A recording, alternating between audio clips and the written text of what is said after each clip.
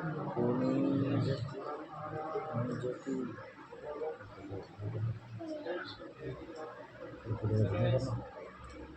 अपने अपने को प्रश्न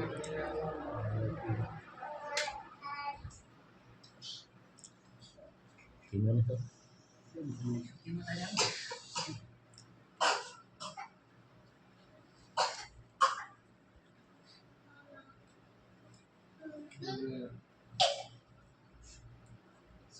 संतों वाणी हम तो वाणी ना पूरा हमें हम बात करते थे बोलिए सारा ना करो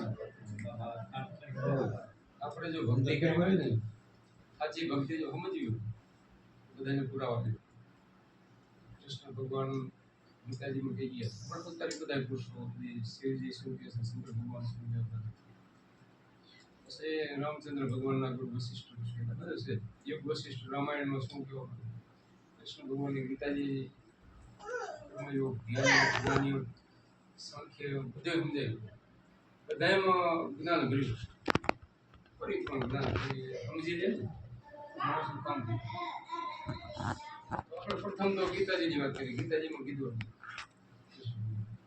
હતું આ તો મને તારી ભીતર જો તારી અંદર એની અંદર બેઠો હોય સંતો બધાય કહે આત્મા ઘટોઘટ દેવ સાહેબ કાંઈ વળી વેદ અનેક સંતોની સાક્ષી બોલે અનેક સંતો એક સંતો નહીં અનેક સંતોની સાક્ષી બોલે એનો સમજી લો ભેદ એનો ભેદ તો સમજી લે આમ કૃષ્ણ ભગવાને અર્જુનને કીધું આત્મા છે અજર છે અમર છે અવિનાશી છે જન્મતો નથી મરતો નથી શસ્ત્ર કોઈને કાપી નાખે અગ્નિ બાળી નાખે પાણી એને ભીજવી નાખે આવો અવિનાશી આપણી અંદર છે એને ઓળખો ને તો મુક્તિ થાય પરમ મુક્તિ પણ પરમ મુક્તિ કરવા માટે જો ગુરુ મળી જાય એવું ધ્યાન મળી જાય ધ્યાનમાંથી જ્ઞાન થાય ધ્યાન કરે જ્ઞાન લોકો કહેતા ગુરુમાં ધ્યાન કરવા જાય ને ભજન કરવા જાય એટલે કેટલી 6 કલાકે આવેલા 7 કલાકે આવેલા 12 કલાકે બહાર આવે આખો દિવસથી ધ્યાન એવું ધ્યાન આપણને મળી જાય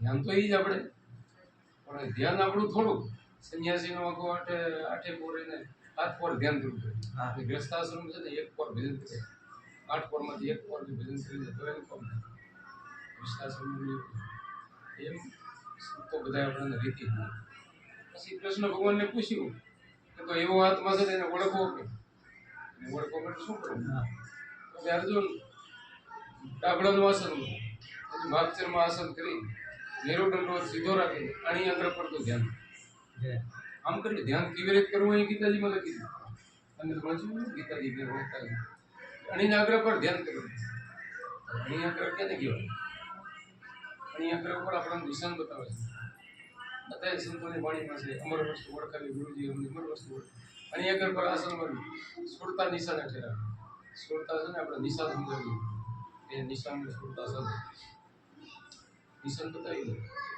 નિશાન વગર તો કઈ મળે નહીં શબ્દ વિના સુરતા આદરી કહોણ ક્યાં લઈ જાય પાર ન પામે શબ્દ કા ફરી ફરી ભટકા ખાય આથું જ્યાંથી નિશાન ન મળે શબ્દ ન મળે ત્યાંથી સુરતા પાર સુરતા સમેટે સુરતા સુગડ સમેટે અને ઘટમાં સાહેબ ભેટે છે આ ઘટની અંદર પરમાત્મા છે બધાના ઘટની કોઈ ઘટ ખાલી નથી सकल हंस में राम हमारा राम सुनो कोई कहते ને કહેતો છે સાહેબ તમારી સાબી સબ ઘટ રહી છે બધાના ઘટની અંદર છે પણ જેવું મેદી કરે કોણમાં લાલન છે ને મેદીના કોણ હોય લીલું એમાં લાલન છે પણ ક્યાં દેખાય લીલા કલર દેખાય લાલ રંગ નથી આવો પણ એને ઘસવી પડે ઘસી પછી લગાવે તો લાલ કલર આવે રંગ આવે એમાં આપણી અંદર એ છે પણ એના માટે થોડીક મહેનત છે હવે દૂધમાં કરે છે ઘી છે પણ એ ડાયરેક્ટ તો દેખાય નહીં એના માટે મંથન કરવું આની અંદર મંથન કરવું પડે એ ગુરુ મહારાજ સમજાવે કેવી રીતે મંથન કરવું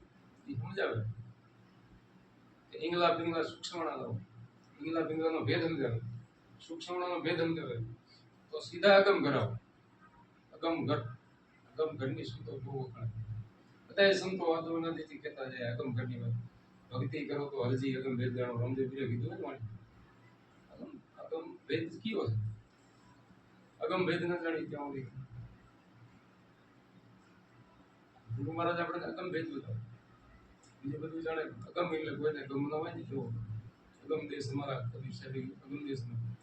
આવો દેશ આપણે ગુરુ બતાવે. અગમ એટલે આપણો આત્મા છે. આત્માને ઓળખો.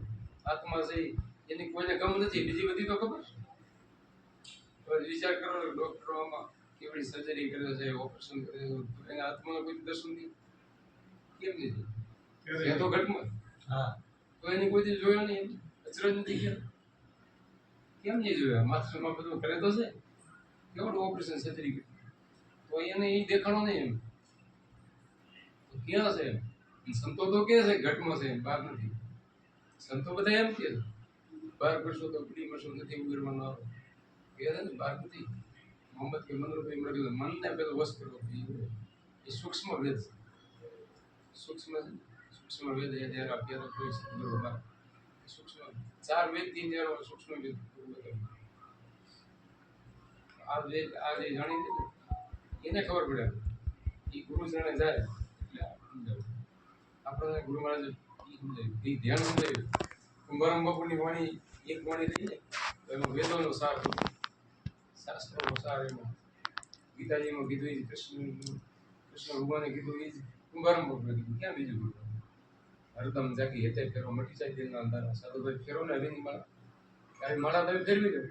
હરદમ, હરદમ એટલે આપણો દમ શ્વાસ હાલે ને, શ્વાસ ને દમ કયો. હરદમ એક શ્વાસ કે ખાલી થઈ જાય. હરદમ જાગી અને હેતેથી ફેરો, પ્રેમથી તમે ભજન કરો, મટી જાય દિલનો અંધારો. દિલનો અંતરનો અંધારો મટી જાય. સાધુભાઈ ફેરો ને હરિની માળા, આવી માળા ફેરવી દો. પછી શું કીધું? ઓમ સોમની રચના રચી શેર બધા ખૂબ સારા. શ્વાસે શ્વાસે ધમડો તમે કે શ્વાસે શ્વાસે સ્મરણ કરી દો. રંગ દર્શાય બહુ સારા. પાંચે તત્વોના રંગ લીલા પીળા લાલ સફેદ રંગ છે ને આ દર્શાય. ભૂમિ છે, ગગન છે, વાયુ, નીર, અગ્નિ, આ પાંચે તત્વો આપણા તત્વોના રંગ તમારી અંદર દેખાય. આવું ભજન કરી જાવ. પણ આ કરવા માટે શું? ગુરુના ભેદથી કીર્તન ચડ્યા દેખ્યા કરે. ગુરુજીનો ભેદ સાચા જો ગુરુ મળી જાય. બરામ બાપુએ કીધું તો છે ને સાચા ગુરુ. સાચા ગુરુ મળે તો અનુભવ થાય. મારા સદગુરુએ ભેદ બતાવ્યો પિંડ બ્રહ્માંડથી પર. પિંડ પિંડ કહેતા શરીર, અને બ્રહ્માંડ એનાથી પર. તો ક્યાં અનહદય નાદ વગેરે શરીર જીવને અનહદ નાદ જ્યાં વગી જાય ત્યાં પહોંચે. તારે સરી ગયા, તારે સરી ગયો નિશાની બતાવી દીધી. અહીં પહોંચી જાવ તમારી અંદર, ઘરની અંદર જ છે. આ ગગન મંડળમાં છે.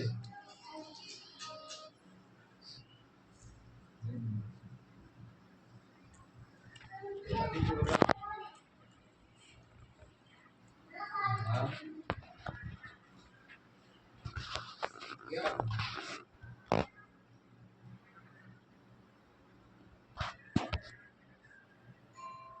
આદિપુર છે?